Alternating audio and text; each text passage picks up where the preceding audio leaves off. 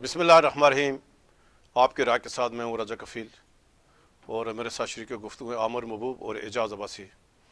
ناظرین، آج مظفر آباد میں راجہ فاروق قدر خان صاحب سے سردار تنویر الیاس خان کی ملاقات ہوئی ہے، اور اس کے علاوہ بھی سردار تنویر الیاس خان صاحب نے مظفر آباد میں اہم ملاقاتیں کی ہیں،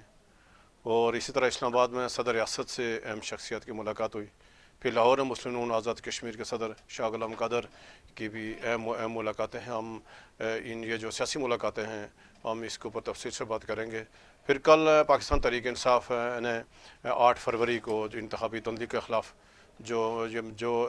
احتجاج کی کال دے رکھی تھی، ملک جاگیر احتجاج کی کال تھی،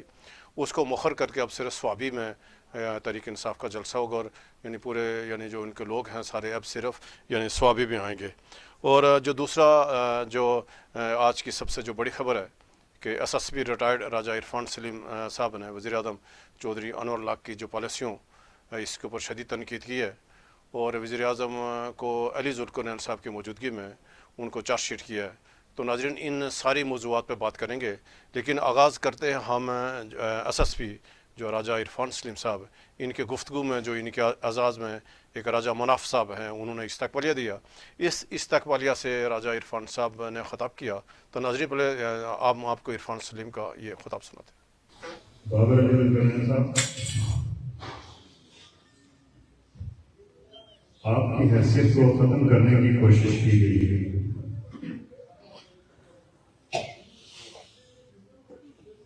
اور جو شخص کسی کی حیثیت کو ختم کرنا چاہے اس کی شناخت کو ختم کرنا چاہیے. ناظرین، راجہ عرفان سلیم ایس ایس پی ریٹائرڈ ہوئے اور سینئر موسٹ آفیسر رہے، صدارتی ایوارڈ یافتہ، اور پورا جو کیریئر ہے عرفان سلیم صاحب کا بہت شاندار کیریئر سے ریٹائرڈ ہوئے. لیکن ان کے ریٹائرمنٹ کا جو اختتام ہوا وہ وزیر اعظم آزاد کشمیر چودھری انور اللہ کی انتقامی کارروائیوں سے ہوا. انتقامی کارروائیوں کی بنیاد چڑھائی ہے، اور وزیر اعظم صاحب نے پوری کوشش کی کہ کسی طرح میں جو آخری جو ان کا جو دور ہے راجہ عرفان سلیم کا، ان کا میں اپنے ساتھ ایز اے سیکورٹی آفیسر لگاؤں اور روز، تاکہ یہ مجھے راجہ صاحب سلوٹ مارا کرے. تو عمر صاحب، آج جو راجہ عرفان سلیم صاحب نے گفتگو کی ہے تو کیا کہیں گے؟ وہ علی ذوالقرنین صاحب بھی موجود ہے، اور جو بمبر کی راجپوت برادری ہے ان کی موجودگی میں، اور عرفان سلیم صاحب نے تو آج بہت بڑی بات کی ہے. کیا اس سارے صورتحال کو کس تناظر میں دیکھیں؟ ایسا ایک تو دلچسپ بات ہے، جیسے آپ نے عرفان سلیم صاحب کے حوالے سے بتایا کہ آزاد کشمیر کے معروف جو یہ پولیس آفیسر رہے ہیں، ایس ایس پی رہے ہیں، ان کا سروس کا زیادہ تر حصہ جو ہے وہ میرپور میں گزرا، اور میرپور اور کوٹلی میں یہ زیادہ ایس ایس پی رہے، اور آخری ان کی جو ریٹائرمنٹ ہے اسے خصوصی طور پہ انہیں 2-3 دن پہلے مظفر آباد میں تعینات کر کے انہیں ریٹائر کیا گیا. تو انہوں نے اچھی سروس کی، باوقار رہے، اور مزے کی بات یہ ہے کہ انہوں نے زیادہ جو سروس کی ہے وہ راجپوتوں کی جاٹوں میں کی ہے، کیونکہ میرپور جو ہے وہ ضلع جو ہے وہ جاٹوں کا ضلع ہے. تو اس حوالے سے جو راجپوتوں کے باہر بھی ان کا ایک اچھا اثر و رسوخ ہے. اس کے علاوہ جو اوورسیز ہیں کشمیری جو ہیں، آپ کو پتہ ہے میرپور میں کا جو ڈائسپورا ہے وہ بہت ہی بڑا ہے دنیا بھر میں، خاص طور پہ یو کے میں. تو یہ جو ہے اس وجہ سے ان کی جو ہے وہ بڑی حیثیت تھی. راج القرنین خان صاحب سے وہ بھی ان کے راج القرنین صاحب سرپرست ہیں جیسے باقی، تو ان کا بھی بڑا یہ احترام کرتے ہیں. تو یہ جو کل یہ تقریب کل نہیں ہوئی، یہ پرسوں یہ تقریب ہوئی، اور اس میں جو ہے راجہ مناف صاحب ٹھیکیدار ہیں. اور یہ جو تقریب ہے بیسیکلی ہوئی ہے بڑھنگ میں. تو راج صاحب، آپ تو باغ کے راجپوت ہے نا، جیسے ہمیں تھوڑے بہت باغ کے راجپوتوں سے ہماری ٹھیک نارمے ہے، راجپوتوں آپ سے کا واسطہ پڑا تعلقداری ہے، ہوا تو ہے. ادھر جو چب راجپوت ہے یا جو باقی ہے ان کے ساتھ بھی ہمیں کچھ چھوٹی موٹی شناسائی ہے. تو راج صاحب، جو یہ بڑھنگ ہے، تو اسٹوڈنٹ لائف میں اگر آپ میرپور شیرپور پڑھتے ہو تو یہ بڑھنگ جو ہے وہ کہا جاتا تھا کہ یہ جی ایچ کیو ہے بھمبر کے راجپوتوں کا. تو بڑے طاقتور نوجوان اور مطلب ایک ڈومینیٹنگ قسم کا یہ گاؤں ہے، اور بڑا گاؤں ہے، اور راجپوت جو ہے اس میں ڈومینیٹ کرتے ہیں. اور ہمیشہ سے جو ہے اس کی نہ صرف بھمبر میں بلکہ میرپور ڈویژن میں اس کی بڑی ہی اہمیت اور حیثیت رہی ہے. اور بڑھنگ جو ہے وہ سمت کا تعین کرتا ہوتا تھا بھمبر کے حلقے کے کسی دور میں. تو راجپوت ڈومینیٹ کرتے ہیں ہمیشہ سے. راج القرنین صاحب اور ان کی فیملی، اور خاص طور پہ راج القرنین صاحب کا یہ آپ یہ سمجھیں کہ جنرل ہیڈ کوارٹر تھا سیاسی جس کی وجہ سے حالانکہ ریاض القرنین صاحب کا سکما کے ہیں، یہ تھوڑا سا پرلی سائڈ پہ ہے. تو انوار الحق صاحب جب اقتدار میں آئے، ہم کافی عرصے سے یہ بات کہہ رہے تھے کہ انوار الحق صاحب جب سے اقتدار میں آئے تو انہوں نے آزاد کشمیر کے راجپوت افسران، چاہے وہ پولیس کے اندر تھے، چاہے وہ سول بیوروکریسی کے اندر تھے، اسی طرح کچھ جو سیاسی شعور رکھنے والے لوگ بھی تھے، تو ان کے لیے ان کی دو پالیسیز تھیں. ایک تو یہ بات ہے کہ سب سے پہلے انہوں نے کوشش کی کہ آزاد کشمیر کے بھر کے راجپوتوں کو کریش کر دیا جائے اور وہ اس قابل ہی نہ رہیں کہ آئندہ وہ کریں. یہی وجہ ہے کہ انہوں نے اس وقت، آپ کو یاد ہوگا، راجہ صاحب ڈائریکٹر جنرل ہوتے تھے، وہ ان سے بے شمار جونیئر لوگوں کو سیکٹری آزاد کشمیر لگا دیا گیا اور سارے دوستوں کی کوشش کے باوجود انہوں نے انہیں لگانے سے اجتناب کیا، بلکہ فیس سیونگ کے لیے وہ ان افسران کو کہتے کہ جی اسے کریں، اور پیچھے چیف سیکرٹری اور اس وقت کے جو سیکرٹری سروسز تھے راجہ امجد پرویز صاحب، اس سمیت جو ہے وہ لوگوں کو منع کرتے ہوتے تھے کہ آپ نے اسے سیکرٹری نہیں لگانا، اس طرح کا نوٹ لکھ کے لاؤ کہ یہ بن ہی نہ سکے. اس کے بعد ہم نے یاد ہے ایک بار جو مس یونیورسٹی سے لے کے آزاد کشمیر میں جو اہم پوسٹوں پہ تعینات راجپوت تھے، جو سارے ہی ہردل عزیز اور بڑے معقول لوگ تھے، انہیں جو ہے وہ ٹارگٹ کلنگ کی گئی اور انہیں وہ کیا گیا. اسی طرح راجہ امجد پرویز صاحب ان کے بڑے ہی محسن تھے، بڑے ساتھی تھے، اور نہ صرف ان کے بلکہ ان کے کہنے کے اوپر انہوں نے اپنے آبائی حلقے میں علی شان سونی صاحب کی سپورٹ کی تھی. وہ جو ان کا جو گاؤں ہے، اپنے ادھر سے انہوں نے اپنے ووٹ انہوں نے کم لیے، زیادہ لیے، لیکن علی شان سونی کو راجپوتوں کی اس گڑھ میں جو سمانی کے جو راجپوت ہیں وہ سب سے تگڑے راجپوت ہیں، تو ان کے گڑھ سے بھی انہوں نے سپورٹ کیا. تو مقصد وہ اس دھڑے میں چلے گئے، اور جب وزیر اعظم انوار الحق صاحب آئے تو پھر انہوں نے سب سے پہلے راجہ امجد پرویز کو نشان عبرت بنایا. اور ابھی تک آپ کو پتہ ہے کہ آزاد کشمیر کے سینئر آفیسر، ان کے ایک بھائی جو ہے وہ میجر جنرل کے عہدے پر ریٹائرڈ ہوئے ہیں، دوسرے بھائی جو ہیں وہ ڈسٹرکٹ اینڈ سیشن جج رہے ہیں، تو انہیں جو ہے ابھی تک پینشن نہیں مل سکی، اور وہ پبلک اکاؤنٹس کے جو پیراگراف ہیں اور سنگین نتائج کی دھمکیاں، ان کے خلاف مقدمات جو ہے وہ بنائے گئے اور احتساب جو ہے ان کے گھیرا تنگ کیا گیا. تو ابھی آج تک امجد پرویز صاحب ہماری اطلاع کے مطابق جلا وطن ہے اور برطانیہ میں، اور انتظار کر رہے ہیں کہ کب انوار کا دور ختم ہو تو وہ آ کے اسی طرح کریں. تو میرا یہ خیال ہے کہ یہ جو اپنی جو تقریر کی ہے عرفان سلیم صاحب نے، یہ تو انہوں نے بہت محتاط تقریر کی ہے. رائے صاحب، جو ٹیمپریچر ہے بھمبر میں راجپوتوں کا، اس کا آپ کو اندازہ نہیں ہے، اور شاید انوار الحق صاحب کو بھی اندازہ نہیں ہے یا وہ کیا کر سکتے ہیں. لیکن راجہ ذوالقرنین صاحب کے صاحبزادے، ان کے سیاسی جانشین سابق ممبر کشمیر کونسل راجہ بابر علی ذوالقرنین صاحب کی موجودگی میں یہ کہنا کہ جو شخص، انہوں نے کہا کہ راجہ ذوالقرنین خاندان کی اہمیت کو، جو حیثیت کو ختم کرنے کی کوشش کی گئی ہے، اور جب ساتھ انہوں نے تجویز دی کہ جب کوئی کسی کی شناخت ختم کرے تو اس کی شناخت ختم کر دینی چاہیے جو آپ کی حیثیت ختم کرنے کی کوشش کرے. تو یہ ایک بہت ہی جو ہے میں سمجھتا ہوں کہ بڑی بات راجہ عرفان سلیم صاحب نے کی. حالانکہ انہوں نے یہ بٹوین دا لائن کی بات لپیٹ کے کی، لیکن وہ جس طرح نہیں وہ راحت اندروبی صاحب کہتے ہیں کہ جی ایک بار انہوں نے کوئی خط شعر لکھا تو انہوں نے کہا جی کہ سرکار چور ہے، تو انہوں نے کہا جی کہ دوسرے دن آگے انہوں نے کہا میں نے یہ تو نہیں لکھا تھا کہ ہندوستان کی سرکار چور ہے، پاکستان کی سرکار چور ہے، بنگلہ دیش کی سرکار چور ہے. انہوں نے کہا کہ آگے سے پولیس والوں نے پکڑ کے کہا کہ ہمیں نہیں پتا کون سی سرکار چور ہے. تو یہ انوار الحق صاحب کے حوالے سے ہی کہا ہے، اور انہوں نے بڑا ہی یہ دبنگ قسم کا اعلان ہے. اور راجہ عرفان سلیم صاحب ظاہر صاحب حیثیت بھی ہیں اور اثر و رسوخ بھی رکھتے ہیں، خاندانی بیک گراؤنڈ بھی اچھا ہے بطور ایس ایس پی، اور جو لوگوں کی خدمت جو ہے ان کا اچھا ایک تعلق ہے جس کی وجہ سے وہ اس حلقے میں خاصے اثر انداز ہو سکتے ہیں. لیکن جو میں آج دیکھ رہا تھا، ویسے جو بھمبر کی جو راجپوتوں کی صورتحال ہے، یہ تو انہوں نے راجہ علی ذوالقرنین صاحب سے کہا ہے. تو انوار الحق صاحب کی یہ پالیسی رہی کہ علی ذوالقرنین صاحب یا راجہ ذوالقرنین خاندان سے یا تو بندوں کو اتار لیا جائے، ڈائریکٹ کر لیا جائے، اور اگر ڈائریکٹ نہ کر سکے تو پھر انہیں جو ہے وہ کہتے ہیں نا کھڑکا دیا جائے. تو انہوں نے آدھوں کو کھڑکا دیا ہے. تو ابھی جو ہے وہ بہت سارے لوگ جو ہیں وہ انوار الحق صاحب نے راجہ ذوالقرنین صاحب کی ٹیم کے جو ہے وہ اب ڈائریکٹ کر لیا. اگر ہم چیزہ راجپوتوں کے نام لوں، راجہ مدر ایڈوکیٹ صاحب کو، نسرین بدر صاحبہ، یہ جو خاندان ہے یہ بڑا خاندان، یہ اب جو ہے وہ ڈائریکٹ انوار الحق صاحب کے ساتھ ہے. اس طرح راجہ مناف صاحب یہ بھی علی ذوالقرنین صاحب کے بڑے قریبی تھے, ٹھیکیدار ہیں, اور یہ گورنمنٹ کنٹریکٹر ہیں, ابھی بھی خیر شہر سسٹم کے بینیفیشری ہونے کی وجہ سے ہیں, لیکن بظاہر جو ہے وہ ان کے ساتھ ہے. اسی طرح آپ کو یاد ہوگا ہمارے ایک دوست راجہ فہیم صاحب, وہ ہوتے تھے راجہ ذوالقرنین صاحب کے سٹاف میں ہوتے تھے, پی ایس تھے یا کوئی اہم بڑے معتمد ساتھی ہوتے تھے راجہ فہیم صاحب. یہ بڑھنگ سے ضلع کونسل کے ممبر بھی ہیں. تو آج کا یہ اطلاع ان کے حوالے سے بھی یہ اطلاع ہے کہ وہ راجہ علی ذوالقرنین صاحب کے بجائے یا راجہ ذوالقرنین فیملی کے بجائے ڈائریکٹ جو ہے انوار الحق صاحب انہیں بھی جو ہے لک آفٹر کر رہے ہیں اور کوشش کر رہے ہیں کہ کسی طرح وہ. اسی طرح جو کلری ہے جہاں سے جنرل شیر افغان ہے, جس گاؤں کے راجہ زاہد گکھڑ صاحب جو ہیں کلری کے, وہ ان کے جو ہے وہ ڈائریکٹ ہیں. اسی طرح جو ہے پنجیڑی جو عرفان سلیم صاحب کا گاؤں ہے, عرفان سلیم صاحب نے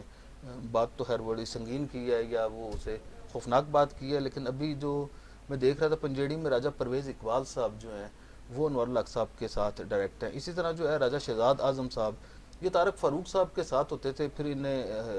چیئرمین نہیں بنایا تو یہ چیئرمین یونین کونسل ہیں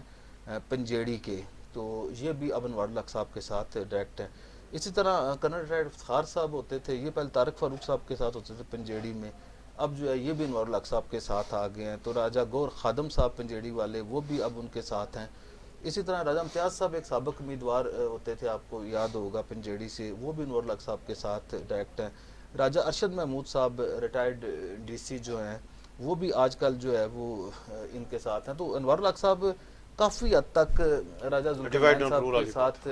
جو ہے وہ ہاتھ کرنے میں کامیاب ہو گئے ہیں. تو وہ آپ کو پتہ ہے کہ وہ حضرت علی کا قول ہے کہ جس کے اوپر احسان کرو اس کے شر سے بچو. تو ابھی یہ صورتحال ہے کہ ابھی انوار الحق صاحب جو ہے وہ آہستہ آہستہ جو ہے وہ بے نقاب ہوئے ہیں, لیکن راجہ ذوالقرنین صاحب نے جس طرح کی شفقت فرمائی تھی انوار الحق صاحب کو, اور جس انداز سے ہم نے دیکھا کہ جی اگر وہ یاد ہے آپ پر علی ذوالقرنین صاحب نے پچھلی بار تقریر کی تھی کلری جلسے میں کہ اگر ہم اکٹھے نہ ہوں تو ہمارا کونسلر بھی نہیں بن سکتا. تو انہوں نے وزیر اعظم کو یہ کہا تھا کہ اگر ہم تمہارے ساتھ نہ ہوئے تو تم وزیر اعظم تو کیا کونسلر بھی نہیں بن سکو گے. تو میرا یہ خیال ہے کہ جس انداز سے انوار الحق صاحب راجپوتوں میں دراڑ ڈالنے میں کامیاب ہو رہے ہیں, اور جس انداز سے دوسری سائڈ پہ راجپوتوں کو انتقام کا نشانہ بنایا ہوا ہے, تو یہ جو آنے والا الیکشن ہے یہ بڑا مزیدار ہوگا. تو اس میں اب یہ دیکھنا پڑے گا کہ راجہ علی ذوالقرنین صاحب جس طرح انوار الحق صاحب کے حوالے سے بات کی عرفان سلیم صاحب نے, اور اپنے بھائی ہونے کا انہوں نے اس تقریر میں یہ کہا کہ بابر ذوالقرنین صاحب جو ہیں وہ ان سے 2-3 سال چھوٹے بھی ہیں, چھوٹے بھائیوں کی طرح, تو انہیں نصیحت کی کہ جی آپ انوار الحق صاحب کا کوئی بندوبست کریں. تو راجہ بابر علی ذوالقرنین صاحب جو ہے وہ سیاسی مسئلہ پسندی کا شکار ہوتے ہیں یا انوار الحق صاحب کا بندوبست کرتے ہیں, لیکن یہ جو بمبر کا جو سیاست ہے اس میں اس کے ٹیمپریچر میں بہت اضافہ ہو رہا ہے. اور جس طرح یہ جیسے عرفان سلیم صاحب کے ساتھ جو کچھ ہوا ہے, ان کا کیریئر بڑا شاندار تھا, اور جب عرفان سلیم صاحب کو میرپور سے ہٹا کے وزیر اعظم نے اپنے سیکورٹی سٹاف میں لگایا, اور ان کی یہ خواہش تھی جیسے آپ نے اپنے انٹرو میں کہا کہ جی مجھے آتے جاتے جو ہے میرا دروازہ کھولے گا عرفان سلیم اور سلوٹ مارے گا, تو انہوں نے وہ کرنے سے انکار کر دیا تھا, لانگ لیو پہ چلے گئے, پھر باہر چلے گئے, پھر واپس آئے. تو یہ جو مظفر آباد کی بھی جو تعیناتی تھی وہ انوار الحق صاحب کی مرضی کے خلاف تھی, اور بعض لوگوں کا خیال یہ تھا کہ ایک شاندار کیریئر کے افسر کے ساتھ اس کی اختتام جو ہے وہ اس طرح نہ کیا جائے. پھر اہم بات یہ ہے کہ عرفان سلیم صاحب یہ تو پرائیویٹ تقاریب ہے, تو وزیر اعظم انوار الحق صاحب نے ایک اطلاع یہ بھی ہے کہ عرفان سلیم صاحب کے حوالے سے سرکاری تقاریب منعقد کرنے سے بھی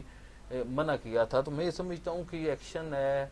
ریئیکشن ہے ایکشن کا انوار الحق صاحب کے جو عرفان سلیم صاحب نے کیا ہے. اب عرفان سلیم صاحب اپنی بات پہ کتنا قائم رہتے ہیں یہ وقت بتائے گا. اچھا اجازت بھائی صاحب, ابھی ہم آتے ہیں کہ جو 8 فروری کا الیکشن ہوا تھا 2024 کا, اور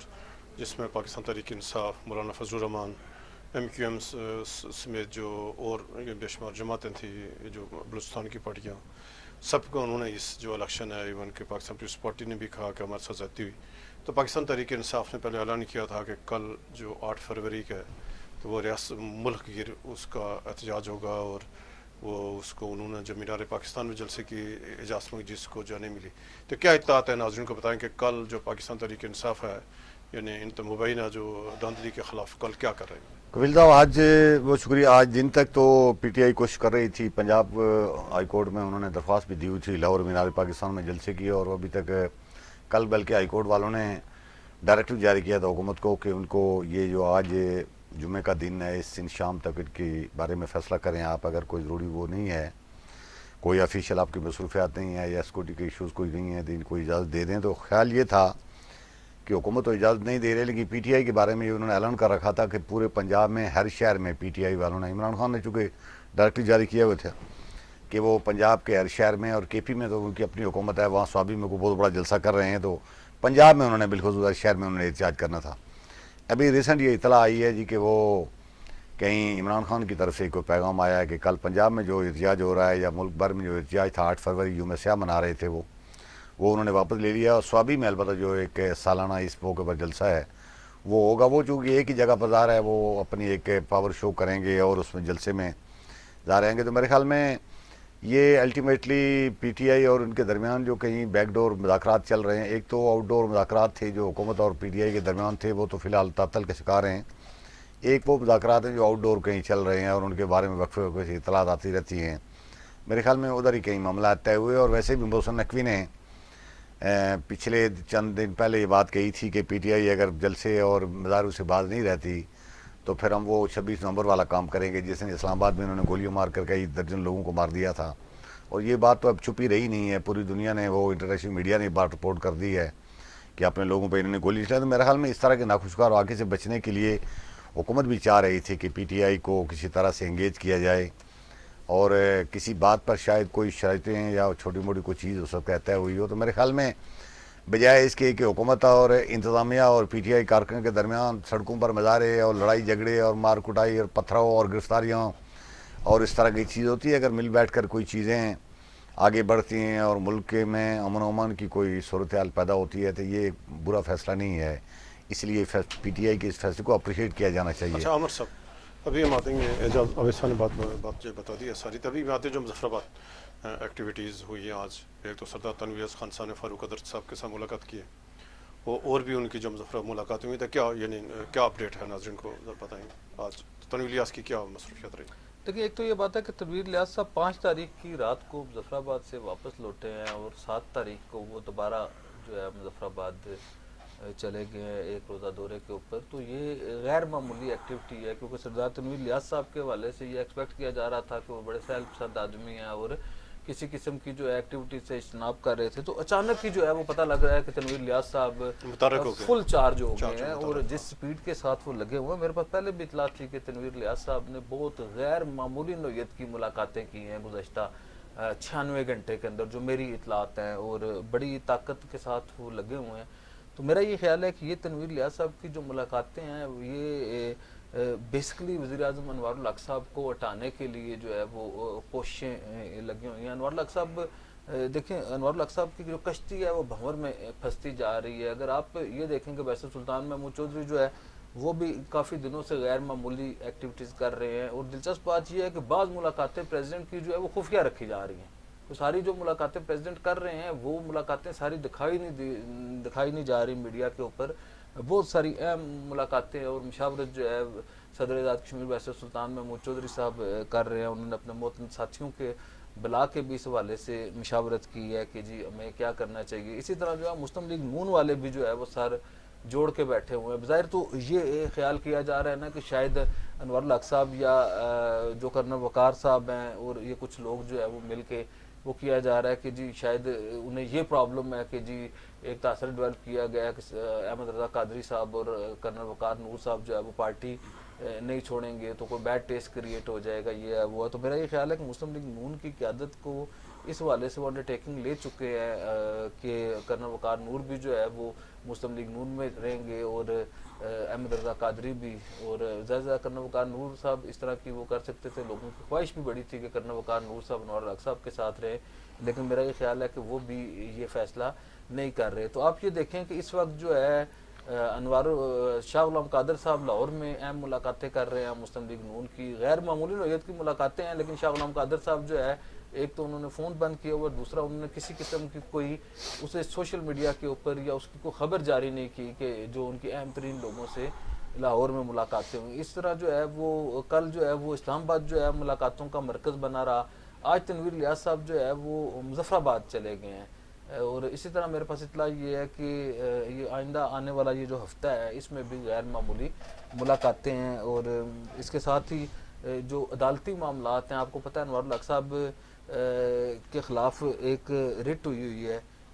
سردار اپنا راجہ فاروق حیدر صاحب کی. تو راجہ فاروق حیدر صاحب ہائی کورٹ میں, تو وہ رٹ کسی وجہ سے جو ہے وہ 3-4-5 ماہ سے راجہ فاروق حیدر دار سابق وزیر اعظم ہیں,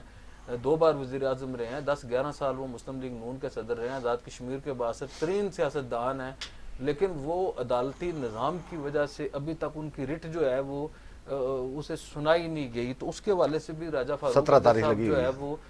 مقصد بالکل جو ہے وہ راجہ فاروق صاحب وہ کہتے نکو نکو ہوئے, اور وہ بالکل جو ہے وہ آئینی سوال ہے کہ یعنی راجہ فاروق قدر کا آئینی سوال ہے دلیہ سے کہ اس کی تشریح کی جائے, اس کے یہ کیوں جناب والا ان کی جو ہے وہ ریٹن نہیں سنی جا رہی, اور کیوں وہ بینچ جو ہے وہ نامکمل ہو جاتا ہے. اور اس کے پیچھے کیونکہ انوار الحق صاحب جو ہے نجی محفل کے اندر جو باتیں کرتے ہیں اسی طرح اگر ہوگا تو فاروق حیدر صاحب جو ہے وہ اس کے اوپر جو ہے, ایک تو یہ بات ہے اب وہ 17 تاریخ کو وہ رٹ بھی لگی ہوئی ہے, تو اگر وہ اس رٹ کے اوپر کو پیش رفت آتی ہے تو یہ بھی ایک عدالت کے حوالے سے کہ اس میں ایک کلیئر کٹ کیس ہے کہ وزیر اعظم جو ہے بطور اسپیکر بھی تھے اور انہوں نے وزارت عظمیٰ کا انتخاب لڑا, اور آئین کی یہ تشریح کرنی درکار ہے کہ آیا آئینی عہدے پہ اوپر موجود ہو کے ایک بندہ 2 آئینی عہدوں کے اوپر موجود رہ سکتا ہے یا نہیں رہ سکتا. تو بظاہر یہ ماہرین کا آئین کی نظر میں یہ ایک کلیئر کٹ کیس ہے, لیکن کیونکہ وہ غیر ضروری ڈیلے کا شکار ہے تو اس کے اوپر جو ہے وہ خاصی جو ہے وہ سوالات اٹھ رہے ہیں کہ جی ایک وزیر اعظم کے خلاف اگر کوئی کیس آیا ہے تو اسے جو ہے وہ چند گھنٹوں کے اندر جو ہے ریزالو کر لیا گیا, اس کے اوپر فیصلہ دے دیا گیا, اور دوسرے وزیر اعظم کے خلاف جو کیس ہے اس میں سابق وزیر اعظم جو ہے وہ مدعی بھی ہیں, تو وہ کئی ماہ سے وہ کیس زیر التوا ہے اور اسے کوئی سن نہیں رہا. تو اس کے حوالے سے بھی یہ خود اس کے اوپر سوالیہ نشان ہے یہ سسٹم کے اوپر. تو ایک یہ بات بھی بڑی سنجیدگی کے ساتھ وہ کی جا رہی ہے رائے صاحب. اس کے علاوہ تنویر الیاس صاحب کی جو رٹ ہے ابھی تک وہ بھی پینڈنگ ہے. اب یہ دیکھیں کہ 14 رمضان کو تنویر الیاس صاحب کی انہوں نے اپنی ایک درخواست اضافی درخواست کہ ان کی ایک کیس تو سپریم کورٹ میں اپیل ہے, اور تنویر الیاس صاحب کے خلاف توہین عدالت کا کیس بھی ایک جو ہے وہ سپریم کورٹ میں روپکار جو ہے وہ موجود ہے. اب آپ مجھے یہ بتائیں کہ جیسے یہ عدلیہ کے ہائی کورٹ کے معزز جج صاحبان کے حوالے سے, اسی طرح سپریم کورٹ کے حوالے سے بھی یہ ہے کہ یہ ایک سوال ہے کہ ایک بندہ جو ہے وہ 2 سال سے اس نے اپیل کی ہوئی ہے, اس کی اپیل جو ہے وہ 2 سال سے سنی نہیں جا رہی, اور 2 سال میں اب سزا بھی پوری ہو گئی ہے. اس کی جو ہے اپریل میں 14 رمضان کو یا 15 رمضان کو تنویر الیاس صاحب نائل ہوئے تھے. 15 رمضان کو 1.5 مہینے بعد تنویر الیاس صاحب, یا اگر اس طرح دیکھیں تو 2 مہینے بعد 20 اپریل کو 20 دن پیچھے بھی ہو جاتے ہیں نا, سال 10 دن پیچھے آتے ہیں, تو وہ جو ہے وہ قدرتی اپنی سزا پوری کر رہے ہیں, اور انہیں اگر انصاف کے حوالے سے اگر ان کی سزا ہے تو وہ ان کی وہ ہو جائے گی. اور میرا یہ خیال ہے کہ یہ جو مہینہ ہے یا آنے والا یہ جو فروری ہے یا مارچ ہے, اس حوالے سے کیونکہ تنویر الیاس صاحب اور فاروق حیدر صاحب اس حوالے سے بہت متحرک ہیں اپنے کیسز کے حوالے سے کہ وہ اپنے کیسز کے اوپر بھی وہ چاہ رہے ہیں کہ عدلیہ ہماری رہنمائی کرے اور ہمیں جو ہے وہ انصاف دے. تو ایک تو یہ بات ہے. دوسری یہ بات ہے کہ وزیر اعظم 2 سابق وزرائے اعظم فاروق حیدر صاحب اور انوار الحق صاحب یہ دونوں جو ہے بڑے سخت گیر قسم کے موقف کے ساتھ سامنے آئے ہیں, اور بڑی وہ کہتے ہیں نا رہے اپنے اپنے مقام پر, کبھی ہم نہیں کبھی تم نہیں. ایک وقت تھا فاروق حیدر صاحب نے سہولت کاری کر کے 13ویں ترمیم اپنی اڑا کے انوار الحق صاحب کو بریتھنگ سپیس دے دیا کہ جی جتنے مرضی پاؤں 200 وزیر بنائے, کابینہ کے اراکین کی تعداد کی جو ہے وہ قدغن جو ہے وہ اڑا دی. اس کے بعد جب ایک وقت ایسا آیا کہ تنویر الیاس رائے سجاد صاحب نے جو امینڈڈ جس کا آپ ذکر کر رہے ہیں, ایک امینڈڈ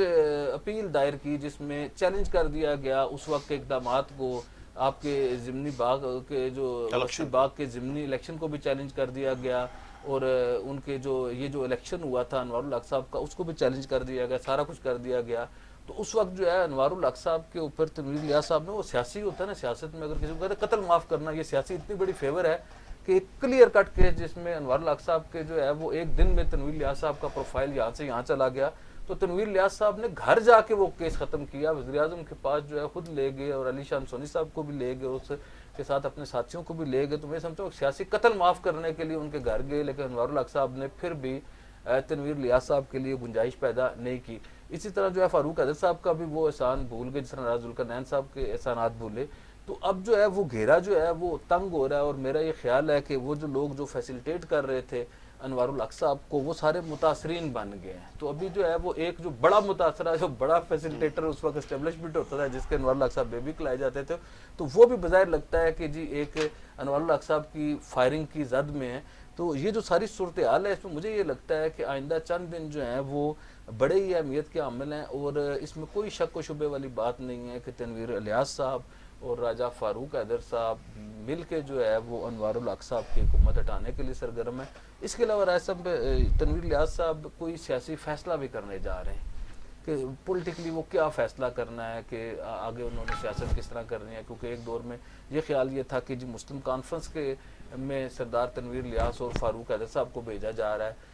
اب وہ بات تھوڑی سی پیچھے ہو گئی ہے، تو اب یہ ممکن ہے کہ تنویر الیاس صاحب شاید مسلم لیگ نون کی طرف جا رہے ہیں. آپ یہ دیکھیں ان کی شاہ غلام قادر صاحب سے ملاقات ہوئی ہے، بعد میں آزاد کشمیر کے جو ممتاز سیاستدان ہیں مسلم لیگ نون کے سیکرٹری جنرل بھی ہیں، سابق سینئر وزیر اور وزیر اعظم انوار الحق صاحب کے جو سیاسی حریف ہیں چوہی طارق فاروق صاحب، بڑے زیرک سیاستدان ہیں، وہ خود تنویر الیاس صاحب کے گھر تشریف لے گئے. تو وہ بھی ایک ان کی جو 1-on-1 ملاقات ہوئی اس کے بھی بڑے چرچے رہے. تو میں سمجھتا ہوں کہ بہت ہی اہمیت کی حامل ملاقاتیں کی. اس طرح پریزیڈنٹ کے پاس تنویر الیاس صاحب گئے، چوہی ریاض صاحب کے پاس تنویر الیاس صاحب گئے، سردار یعقوب صاحب سے ملے، سردار عتیق صاحب سے ملے. تو یہ جس طرح کی یہ ساری یہ پک رہی ہے، میرا یہ خیال ہے کہ چیزیں جو ہے وہ اپنی میچورٹی کی جانب ہیں. تو سیاست میں جو ہے رائے صاحب خاصی جو ہے وہ اہم ملاقاتیں ہو رہی ہیں. اور مزے کی بات ہے کہ ایک لاہور ہے، ایک پشور ہے، ایک اسلام آباد ہے. تو بھائی صاحب میں آپ کی طرف آتا ہوں. آزاد کشمیر ظاہر ہے اس جماعت موجودہ حکومت کو انوار الحق حکومت کو بھی 2 سال ہونے کو ہے، اور جو آزاد کشمیر حصہ تمام جماعتیں حکومت کا حصہ بھی ہیں اور حکومت کا حصہ نہیں بھی ہیں، حکومت کی آنرشپ قبول کرنے کی تیار نہیں ہے. آزاد کشمیر افرتفری کا شکار ہے، نفسا نفسی ہے، اور یعنی کوئی وزیر ہے، حکومت نام کی چیز نہیں ہے. تو آپ کیا دیکھ رہے ہیں کہ جو یعنی مظفر آباد میں یہ بے شمار ملاقاتیں ہوئیں، مقتدر شخصیت بھی مظفر آباد میں کی، سارے معاملات مذاکرات ہوتے رہے، اور کوئی اس پاکستان کی قیادت بھی ہے، تو کیوں آزاد کشمیر یہ دوبارہ ٹریک پہ نہیں چل رہا اور عدم استحکام کیوں آگے نہیں بڑھ رہا؟ کفیل صاحب اصل میں یہ ساری گھما پھرا کر ان ساری ملاقاتوں پر اور ان ایکٹیویٹی پر غور کریں تو نتیجہ یہی نکلتا ہے کہ جب آپ اپنے اختیارات کاٹ کر اپنے ہاتھ کاٹ کر دوسروں کے حوالے کر دیں گے نا، تو آپ کو فیصلہ کرنے کے لیے پھر انہی کے مرہون محنت ہونا پڑے گا اور وہاں سے کا انتظار کرنا پڑے گا. یہ کامر صاحب نے جو بات کر رہے تھے، میں آخری بات مجھے بڑی وہ لگی ہے اور میں بڑا انڈوز کرتا ہوں اس کو. یہ تنویر الیاس صاحب کی جو ملاقاتیں ہیں نا انوار الحق صاحب کی حکومت کے خلاف، تو سرگرم ڈیفینیٹلی تنویر الیاس بھی، فاروق حیدر بھی، یہ سارے ہیں ہی ہیں. لیکن یہ ملاقاتیں بنیادی طور پر تنویر الیاس صاحب نے چونکہ سیاسی فیصلہ کرنا ہے اور وہ مختلف سیاسی پارٹیوں میں اپنے لیے ماحول چیک کر رہے ہیں. پیپلز پارٹی کے لوگوں کے ساتھ مل کر انہوں نے وہاں چیک کیا کہ وہاں کتنا سپیس مجھے مل سکتا ہے، کیا صورتحال ہوگی، میری پوزیشن کیا بنے گی. اسی طرح نون لیگ میں اب وزار ہے، وہ سنا یہ ہے کہ وہ اس بات پر غور کر رہے ہیں کہ ماحول چیک کیا جائے. تو آپ کو پتہ ہے فاروق حیدر آزاد کشمیر کے وہ تمام آدمی ہیں، اور جب انہیں اعتماد میں لیے بغیر کوئی بات کی جاتی ہے تو وہ بول پڑتے ہیں اور وہ مذمت کرتے ہیں، ظاہر ہے. تو اس لیے پہلے قلعے کے طور پر انہوں نے فاروق حیدر صاحب کے ساتھ ہی بیٹھ کر گپ شپ کی ہوگی اور چیک کیا ہوگا کہ آیا ان کی پارٹی میں وہاں کوئی گنجائش بنتی ہے، اگر جائیں گے تو پوزیشن کیا ہوگی. اس سے پہلے طارق فاروق کی ملاقات ہو چکی تھی. شاہ غلام قادر صاحب کا تو آپ کو پتہ ہے آزاد کشمیر میں اس طرح کی صحیح نہیں ہے، لیکن چونکہ ظاہر ہے مرکزی قیادت کا ان کے اعتماد حاصل ہے، اور اس کے علاوہ اور بھی بہت سارے فیکٹر ہیں جو ان کی سپورٹ کرتے ہیں. یہ افراتفری کا ماحول اصل میں کفیل صاحب اس لیے ہے آزاد کشمیر میں کہ کسی بڑی مضبوط سیاسی پارٹی کی ہاتھ میں حکومت نہیں ہے. بالخصوص ریاست کا چیف ایگزیکٹو ہے، اس کی کوئی پارٹی نہیں ہے سرے سے، وہ ایک باغی گروہ پر مشتمل ہے. اور اس باغی گروہ کے بارے میں عدالتوں میں بھی درخواست تھی اور ایک واضح آئین کی خلاف ورزی کی ہوئی تھی، اور عدالتوں میں بھی ابھی تک ظاہر ہے وہاں سے کوئی واضح پیش رفت مجھے سامنے نہیں آئی، اور ابھی اطلاع یہ ہے کہ تو کوئی کیس لگا ہوا ہے. تو تنویر الیاس صاحب نے پچھلے عرصے میں جو یہ غلطی کی تھی، اگر وہ غلطی نہ کرتے تو ہو سکتا ہے انوار الحق صاحب ابھی تک اپنے اس عہدے پر بیٹھے ہی نہ ہوتے. تو وہ ہمارے ان لیڈروں کا بھی المیہ یہ ہے، وہ چاہے مسئلہ پسندی کے تحت کہیں غلطیاں کر جاتے ہیں اور بعد میں انہیں وہ ہاتھوں کی گانٹھیں دانتوں سے کھولنی پڑتی ہیں. یہ کوئی اسی طرح کی صورتحال مجھے لگتی ہے. لیکن بہرحال جو موومنٹ ایکٹیویٹیز بن رہی ہیں آزاد کشمیر کے اندر، یہ چونکہ چند دن پہلے جب وہ 5 فروری کو آرمی چیف گئے ہیں، وہاں بھی تنویر الیاس صاحب بولے ہیں اور وزیر اعظم کے خلاف ایک چارج شیٹ پیش کی ہے انہوں نے. باقی لیڈرشپ تو بولتی ہے. نون لیگ وہاں سے باہر نکل رہی ہے، اور نون لیگ چونکہ اس وقت تعداد کے لحاظ سے چھوٹی پارٹی ہے، لیکن آزاد کشمیر میں جو سیاست کا آنے والا مستقبل میں جو ساری سیاست ہے وہ لوگوں کی نظریں اسی طرف ہیں کہ اس کے گرد گھومیں گی، جو کہ فیڈرل میں ان کی حکومت ہے اور الیکشن اگر کہیں ہوں گے تو نون لیگ کو ڈیفینیٹلی کہیں نہ کوئی فیور ملے گی، تو اسی لیے ساری سیاست آپ نے دیکھا ہوگا انہیں کے گرد گھوم رہی ہے۔ لیکن بعض فیصلوں میں آپ نے دیکھا ہوگا، اکثر فیصلوں میں، بعد میں نہیں، نون لیگ خود بے بس نظر آتی ہے، وہ حکومت سے علیحدگی گناہ کا اعلان کرتی ہے تو اوپر سے اس کو اجازت نہیں مل رہی، اگر اجازت مل رہی تو اس کا اعلان نہیں ہو پاتا۔ شاہ غلام قادر صاحب آج کل لاہور میں کو ملاقاتیں کر رہے ہیں، مجھے نہیں پتا، ظفر آباد میں انہوں نے اپنے وزیر اعظم سے ملاقات کر لی تھی، تو لاہور میں نواز شریف صاحب تھے، ان کے ساتھ ملاقات کی اطلاع تو آئی نہیں ہے۔ بخیر پارٹی لیڈرشپ ساری لاہور میں بیٹھی ہو سکتا ہے ملاقات فروٹفل ہو رہی ہو، لیکن جب تک کوئی کنکریٹ چیز ہمارے سامنے نہیں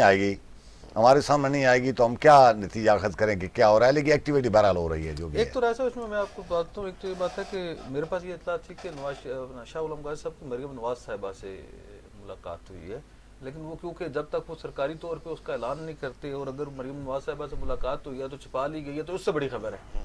دوسری یہ بات ہے کہ کل یہ جو ٹیمپریچر فاروق حیدر صاحب کا آپ کو یاد ہے، پرسوں وزیر اعظم صاحب خود جو ہے اب فاتح، کیونکہ ایک ہمارا مذہبی فریضہ ہے کہ راجہ فاروق حیدر صاحب کے نیفیو کا جو انتقال ہوا تھا، مرڈر ہوا تھا، اس کے اوپر تعزیت کرنے کے لیے گئے تھے، تو اس کے بعد اسی وقت جو ہے وہ انوار الحق صاحب کی جو ٹیم ہے، میڈیا ٹیم ہے، انوار الحق صاحب کے جو لوگ تھے، انہوں نے یہ بات پھیلانی شروع کر دی کہ فاروق حیدر صاحب کے ساتھ ڈیل ہو گئی ہے ان کی، فاروق حیدر صاحب کے یہاں تک معاملات طے پا گئے ہیں، اور یہ کہا یاد ہے آپ کو ایک بار یہ آئے تھے اس گاڑی میں ایکسیڈنٹ بھی ہو گیا جس میں کرنل وقار نور صاحب نے فاروق حیدر صاحب کو بٹھا کے لائے تھے، تو فاروق حیدر صاحب نے وہ قرارداد نہیں پاس ہونے دی تھی ادھر جو پنڈی میں جو اجلاس ہوا تھا، تو یہ کہہ رہے تھے ابھی دیکھیے گا فاروق حیدر کیا کرتا ہے، تو اس طرح کے پیغامات تھے۔ تو کل مارکیٹ میں شام کو یہ بات بڑی گردش تھی کہ جی انہوں نے کہا ہے کہ جی میں نے وزیر اعظم نے کہا ہے کہ وہ کر لیں، پھر وزیر اعظم نے کوشش کی ہے کہ فاروق حیدر صاحب کی فیملی کے لوگوں کے ذریعے بھی کوشش کی کہ کسی طرح فاروق حیدر صاحب کو گھیرا ڈالا جائے۔ یہ بات تو فاروق حیدر صاحب بھی بتا سکتے ہیں کہ ان کے ساتھ ان کی کیا بات ہوئی، یا کیا فاروق حیدر صاحب کی فیملی کے ذریعے فاروق حیدر صاحب کو دباؤ میں لایا جا رہا ہے، یا فاروق حیدر جیسا بڑا لیڈر جو کئی سال تک جو ہے، ایک دہائی تک جو ہے مسلم لیگ نون کا صدر رہا اور 2 بار وزیر اعظم رہا ہو، وہ اپنے کسی بیٹے یا کسی اور عزیز کے کہنے پہ یا کسی چھوٹی موٹی جس طرح کی وہ پرکشش آفروں کا ذکر کیا وہ نہیں کر ان سکتے کے حوالے سے، تو میرا یہ خیال ہے یہ فاروق حیدر صاحب کے ان کے مزاج کے نہیں ہے، یہ ان کے مزاج کے خلاف ہے، لیکن کیونکہ انوار الحق صاحب اور ان کی جو ٹیم ہے وہ فاروق حیدر صاحب کو متنازع بنانے کے لیے، آپ کو پتہ ہے نا، یہ تو پہلے اپنا کام نکالتے ہیں نا، اور اس کے بعد تو نظر ہی نہیں آتے۔ ابھی آپ یہ دیکھیں علی شان سونی صاحب کو جب ان کی ضرورت تھی مظفر آباد میں، ایک اعلیٰ عسکری شخصیت جب تشریف لے گئے تھے، تو اس وقت علی شان سونی صاحب کو یہ لے گئے تھے کہ ہماری پارلیمانی پارٹی میں آئے، اور بڑا جناب والا، حالانکہ جب تنویر الیاس صاحب نے ان کے ساتھ بات ہوگی تو وہ ہو گئے۔ اب اس کے بعد جو ہے وہ پارلیمانی پارٹی میں، اب وہ اس دن مجھے وہ بتا رہے تھے ترقیاتی منصوبے نے دیے، تماشا لگا دیا پیکج جو ہے ان کے مخالفین کو دے دیا، ترقیاتی پیکج جو ہے انہوں نے سپریم کورٹ سے لیے۔ ابھی بھی جو ہے ایک بندے کو آپ گرفتار کرا سکتے ہیں، اس کی توہین کرا سکتے ہیں، تو ایک جعلی مقدمے میں آزاد کشمیر حکومت کی اور اس وقت تعینات ایک اعلیٰ شخصیت کی فیسیلیٹیشن سے اپنا ادھر سے گرفتار کرایا گیا علی شان سونی صاحب کو، اور ہر لمحے کی آپ کو یاد ہے کہ کبھی عدالت کے اندر کی فوٹو کھینچی ہیں، ان کی عدالت کے اندر پیشی کی فوٹویں بھی جو ہے وہ باہر نکالیں گی ایک حکمت کے تحت۔ تو میرا یہ خیال ہے ڈسگریس کرتے رہے، اور اس کے بعد اب جو ہے وہ انہوں نے کوشش کی کہ جی بلا لیں۔ آپ کو یہ پتہ ہے کہ جی قیوم اپنا علی شان سونی صاحب کو کہا گیا کہ یہ جو لاسٹ پارلیمانی پارٹی کا اجلاس ہوا آپ تشریف لے آئے، تو انہوں نے کہا کیڑی پارلیمانی پارٹی میں تو نہیں، یعنی کہ اب علی شان سونی صاحب بھی جو ہے وہ اس پارلیمانی پارٹی کا اور اس گنتی کا حصہ نہیں رہے، اور اپنے ہیلتھ پیکج کے حوالے سے وہ بھی مشاورت کر رہے ہیں کہ کسی وقت وہ بڑا اعلان کر دیں گے۔ بہت شکریہ عمر صاحب، عباس صاحب، شکریہ۔ ناظرین، یہ تھا آج کا ہمارا پروگرام، اور آزاد کشمیر کے جو حالات ہیں، ذرا آزاد کشمیر کی تمام سیاسی جماعتوں کی ذمہ داری ہے کہ اس وقت ساری جماعتیں حکومت میں ہیں بھی اور حکومتیں نہیں بھی، تو آزاد کشمیر کی جو تماشا لگا ہوا ہے، اس کو اگر کہیں کوئی ان کی اسلام آباد میں بات نہیں سنتا، یا ان کی اپنی جو مدر پارٹیز ہیں اسلام آباد میں، تو ان کو آپس میں آزاد کشمیر کے معاملات پہ بیٹھ کے حل کرنے چاہے، آزاد کشمیر میں استحکام آئے اور اس کا جو اثر جائے گا، ذرا اس کا اثر کنٹرول ہونے کے پار جاتا ہے، تو آزاد کشمیر میں فوری طور پر معاملات کو حل کیا جانا۔ کل تک اجازت دیں، اللہ حافظ۔